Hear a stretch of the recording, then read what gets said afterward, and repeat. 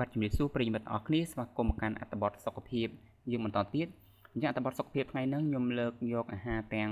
6ដែលអាហារទាំងអស់ហ្នឹងជួយការពារដំណងនោមរបស់យើងអញ្ចឹងតកតងទៅនឹងដំណង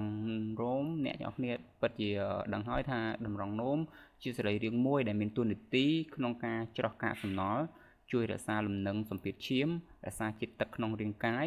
និងផលិតទឹកនោម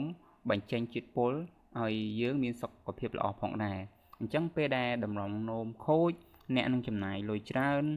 និងរស់នៅវេទនាទាំងឈឺចាប់អញ្ចឹងដើម្បីឲ្យសុខភាពតម្រងនោមយើងបានល្អយើងគួរតែពិចារណាទៅលើអាហារទាំង6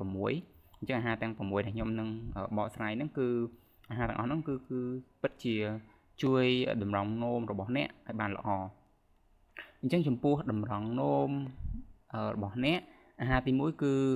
ម្ទេសផ្លោកក្រហមអញ្ចឹងនៅពេលដែលយើងចូលចិត្តញ៉ាំម្ទេសផ្លោកក្រហមវាពិតជាល្អណាស់ដល់សុខភាព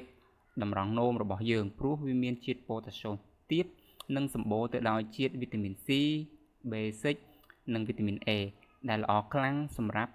តម្រង់នោមរបស់យើងអញ្ចឹងចំពោះអាហារទី2ខ្ទឹមសនិងខ្ទឹមបារាំងអញ្ចឹងសម្រាប់អ្នកដែលចូលចិត្តញ៉ាំខ្ទឹមសនិងខ្ទឹមបារាំងជួយតម្រង់នោមរបស់អ្នកបញ្ចេញជាតិពុលបានល្អហើយវាជាជម្រើសដ៏ល្អជួយផ្ដល់រសជាតិអាហារឆ្ងាញ់លាយជាមួយនឹងបន្លែផ្សេងទៀតនិងជួយប្រឆាំងការរលាកតម្រង់នោមផងដែរអញ្ចឹងចំពោះទី3វាពិតជាងាយស្រួលក្នុងការញ៉ាំគឺត្រីអញ្ចឹងការញ៉ាំត្រីសម្បូរដោយជាតិខ្លាញ់ដូចជាត្រីសាម៉ុនជាដើមវាសម្បូរទៅដោយអាស៊ីតខ្លាញ់អូមេហ្គា3ជួយកាត់បន្ថយការរលាកនិងការពារជំងឺតម្រង់នោមចេញពីការលាងឈាមទាំងវ័យក្មេងផងដែរអញ្ចឹងចំពោះអាហារទី4គឺស៊ុតអញ្ចឹងការញ៉ាំស៊ុតមួយថ្ងៃ2ឬ3គ្រាប់ជាជម្រើសល្អសម្រាប់អ្នកមានជំងឺតម្រង់នោមសម្រាប់អ្នកជំងឺតម្រង់នោមកំពុងតែព្យាបាលដោយលាងឈាមស៊ុតពណ៌សជាប្រភពប្រូតេអ៊ីនដ៏ល្អនិងមាន